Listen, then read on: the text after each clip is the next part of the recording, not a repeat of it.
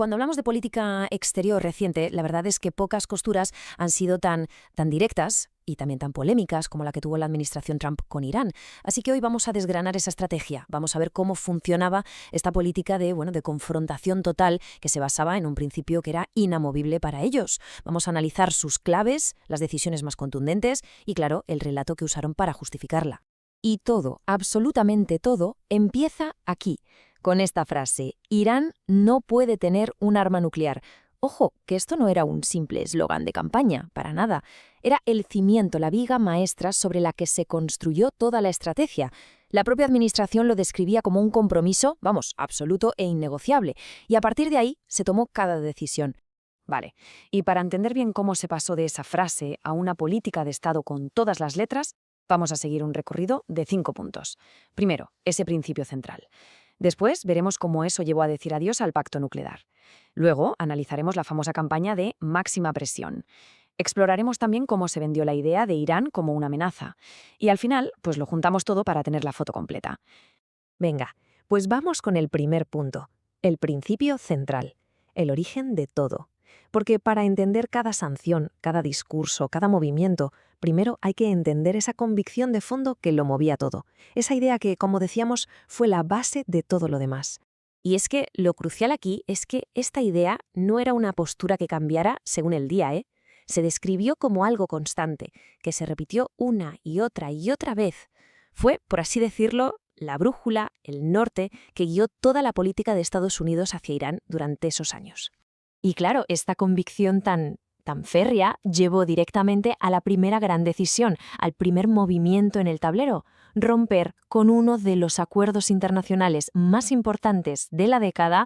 Hablamos del JCPOA. A ver, para que quede claro, ¿qué era esto? Pues básicamente era un pacto firmado en 2015 entre Irán y un grupo de potencias mundiales, entre ellas Estados Unidos. El trato era simple. Irán aceptaba limitar y someter a supervisión su programa nuclear y a cambio se le levantaban las sanciones económicas. Pero bueno, ya se pueden imaginar que la administración Trump lo veía con, digamos, muy malos ojos. Y aquí vemos por qué. La administración no es que solo lo criticara, no, es que directamente lo calificaba de defectuoso y desastroso. ¿Y por qué? Bueno, sus argumentos eran varios. Decían que el acuerdo permitía a Irán seguir enriqueciendo uranio y que con el tiempo le daba una vía para acercarse a tener armas nucleares. Y además, un punto clave para ellos, sostenían que el dinero que se liberó con el acuerdo no iba para el pueblo iraní, sino para financiar, según ellos, todo tipo de actividades desestabilizadoras en la región. Total, que con este panorama llegó mayo de 2018 y se tomó la decisión. Estados Unidos se retira del acuerdo. Así, de forma unilateral, una decisión que, como es lógico, fue un auténtico terremoto en la diplomacia internacional y que marcó el comienzo de una etapa pues mucho más tensa con Irán. Bien, entonces, si se rompe el acuerdo, ¿qué se pone en su lugar? ¿Cuál es la nueva estrategia? Pues la respuesta fue una política con un nombre muy claro: máxima presión. El concepto, en el fondo, era bastante sencillo de entender, pero la intención era, demoledora. Se trataba de ahogar económicamente al régimen iraní. El objetivo final era cortar de raíz el grifo del dinero que, según la perspectiva de la administración, se estaba usando para financiar todo lo que consideraban actividades negativas. ¿Y cómo se llevó esto a la práctica? Pues fue una escalada, paso a paso. No se trataba solo de volver a cómo estaban las cosas antes del acuerdo nuclear, no. Primero se reactivaron todas las sanciones que ya existían, después se añadieron un montón de sanciones nuevas, mucho más duras, y el golpe final fue apuntar directamente al corazón de la economía de Irán: el petróleo, la petroquímica, los metales, sus industrias clave. Pero ojo, que la justificación para esta política tan dura no era solo el programa nuclear, ¿eh? La administración fue construyendo un relato mucho más amplio, en el que se presentaba a Irán no solo como un problema regional, sino como una auténtica amenaza global. Y la acusación principal, la que se repetía constantemente para justificar esta mano dura, era esta: que Irán era el mayor patrocinador estatal del terrorismo.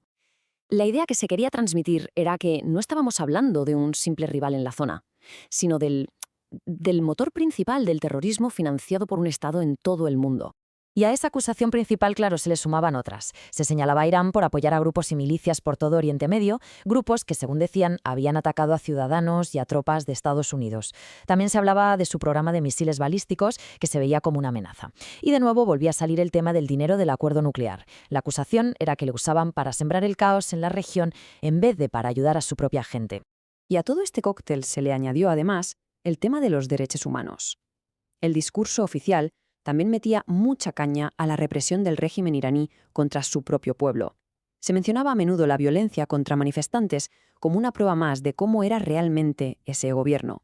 Dale, hemos visto el principio, la decisión clave de romper el pacto y todas las justificaciones. Ahora vamos a juntar todas las piezas del puzzle. ¿Qué foto nos queda si lo miramos todo junto? Pues básicamente son los 4 pilares que hemos ido desgranando. Primero, una oposición total, inquebrantable, a que Irán tuviera un arma nuclear. Segundo, la retirada del acuerdo JCPOA, una ruptura en toda regla. Tercero, la campaña de máxima presión, con sanciones económicas para ahogarlos. Y cuarto, una retórica muy dura, muy contundente, para presentar a Irán como una amenaza global. Al final, lo que está claro es que este enfoque de confrontación directa cambió por completo las reglas del juego en Oriente Medio.